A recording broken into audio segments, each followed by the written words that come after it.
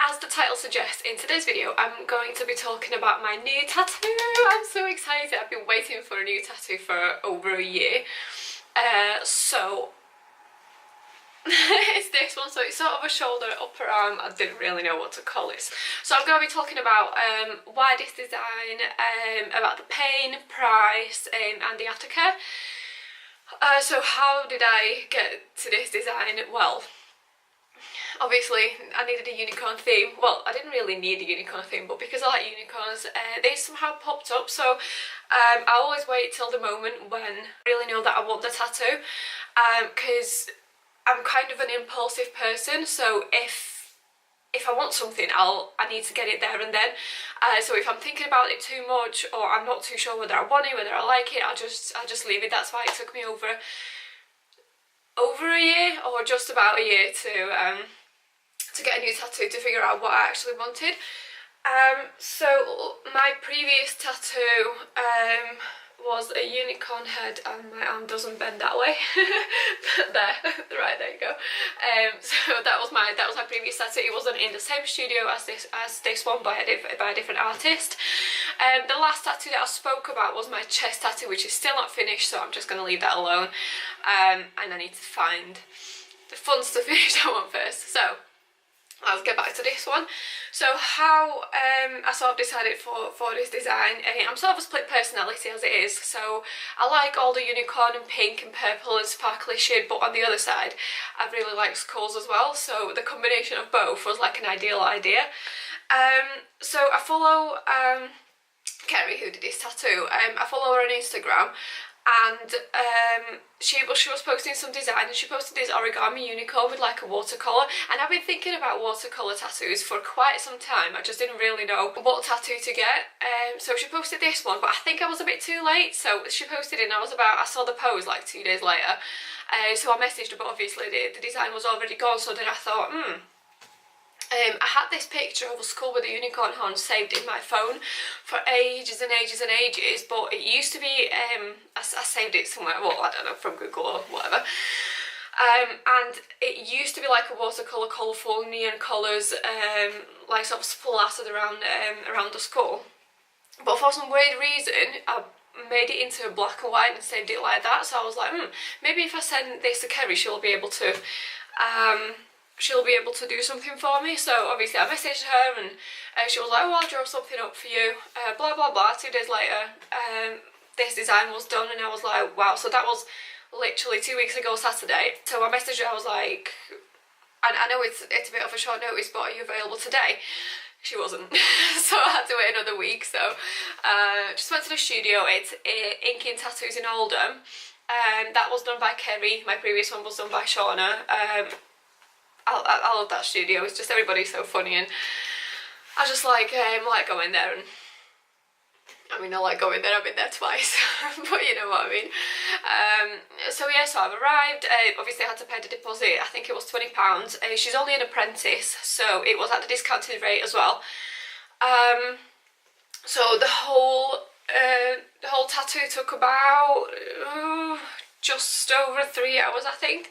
And I paid £50 for it. Obviously I left something on top of that as well. So the whole thing, I don't even know. So I spent pretty much all day at the studio, but it was so much fun. Right, I'll just move my hair to the side now. So we got to the studio, sat down. She pretty much just showed me the picture, put a stencil on, so we sort of had to move it around a little bit because the horn is quite long, so depending on how I move my arm, it just looks funny sometimes, but I like the way it looks all in general. I didn't really know what to expect, like with the colours, because all my other tattoos are just black and white, so I don't have any colour anywhere else. Yeah, so she put a stencil on, started tattooing.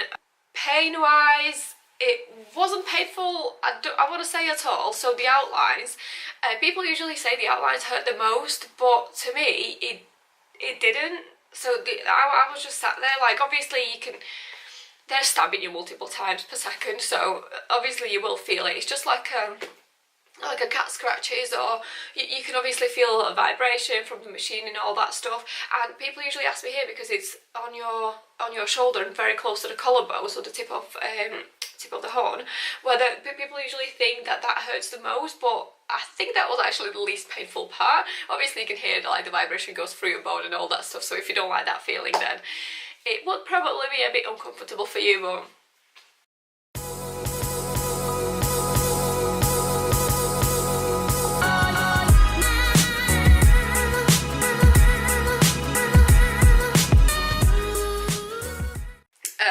But yeah, I don't think that was painful at all. So like the outlines go around here, the back here, I could feel that. I don't know, I think I'm a bit more sensitive like on the back of my arm, and then it just went around here. That was okay. Funnily enough, the most painful bit was the softest part in the middle. I don't know why. Obviously everybody's got a different pain threshold, everybody feels the pain differently, so what hurts me might not hurt you and vice versa. So don't just take my word for it, you just have to go and try it really. So that was the first layer really, so the outlines, then the black shading. So this one, so the nose, cheeks and the eyes were filled in quite dark first, and then the ink just faded obviously as it's capped, and everything came off, so it's a nice shading now. So she shaded all that, did the bit of shading in the horn, and the next layer was the pink colour. Now, when somebody continuously stabs you in the same place, it's going to get a little bit tender over time. So the pink wasn't as nice to sit through, I would say, so I didn't enjoy it as much, but it didn't hurt that much. So you can tell whether I'm in pain or whether I feel comfortable by the amount of talking that I do. So I was like blah blah blah, like chatting through all that, and then when it came to colours, the pink one was sort of okay. So obviously the pink one goes all around pretty much, it's dripping down here, all up the horn, a little bit inside here. And then the purple one, and it's not that obviously the colour or the ink that hurts or whatever, it's the fact that someone is going over and over and over the same tender sore spot. So the purple, I think I wasn't really talking at all at that point. I was just like, right, okay, this is not as nice anymore, but it still didn't hurt as much. So she finished the purple bit, so it's dripping down the horn again, down the face a little bit, on this eye, and around the back of the skull. I was a little bit concerned about how the colours will look like, because obviously it's pink, alright, but the purple it might look like bruising and everything, but I think it looks pretty cool and I'm really happy about that, and I'm definitely going to be going for more. It healed pretty fast as well, so I got it done. I had it done last week on Saturday, so today is Monday, the week after Bank Holiday Monday. No work for me, but yeah, so it healed pretty much within a week. I think it comes down to the aftercare as well, how you're looking after it, whether your clothing and everything rubs against it. I wear a heavy leather motorcycle jacket as well, so well, when I say I wear it, I don't wear it every day, but don't tell anybody. So I wore it twice, but then because it's too heavy and it was pushing my clothes against it and everything, well, it wasn't very comfortable anyway. So the first few days it was very tender. I couldn't move, couldn't sleep properly, so you can only sleep obviously on your back, but so the back of your arm doesn't touch the pillow, so I had to sort of sleep like this, or on my right side, or on the front, but again with my arm like this. So moving around was a bit weird. Obviously putting a bra on, the tops, I couldn't wear anything, at least at home, because obviously at work as well. Yeah, so at work I have to have it covered, but at home I tried to just wear tank tops, and then if I was cold I just sort of put a jumper on but left this arm out, so this arm was just left to freeze. So for the aftercare, what I did, once the tattoo was done, obviously she covered it with, what do you call it, with a cling film. Taped it obviously around it, so we went to Mackie's afterwards, went home. That was, oh well, The tattoo studio is about an hour away from where I live, so plus the Macca's plus everything, it was 2 hours-ish apart. So when we got home, I took the cling film off, I washed it with warm water, a little bit of soap, just gently rubbed all the dirty stuff off. And then what I used for Aftercare, what I found after trying loads of different things, it's the Palmer's cocoa butter. So I think, or from my experience, what it does, it just heals, your skin heals faster, and it's nice and soft. So all you have to make sure is that you don't let your skin dry out. So like, see what I'm saying? Don't scratch your scabs. And I just caught one with, the last one, so it wasn't healed fully. Ouch. Oh, that wasn't meant to be coming off just yet. Okay, it's still there though. It's only like a tiny little bit, but I'm not the one to pick scabs or anything. So obviously, ouch, sorry. When you're drying it, just pat dry it. Don't rub, because this will happen. You rub all the ink out and you pull it out, and then you'll have like weird patches and stuff. So pat dried it, rubbed some cocoa butter on it, and just left it like that 2 or 3 times a day depending. So for example, if this was on Saturday, so on Sunday I only had to do it in the morning and then before bed, but for example on a Monday I had to go to work. So what I've done on a Monday, I've rubbed the cocoa butter on it and then put a jumper over it, or like a little cardi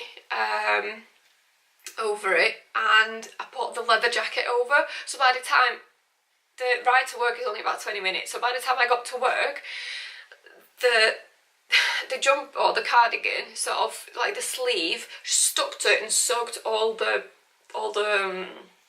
cocoa butter out. So when I was taking the cardi off, it peeled. So it didn't take any ink off or anything. It just like it just peeled it like a banana, like that. It was just too heavy and it was pressing on it, rubbing against it, blah blah blah.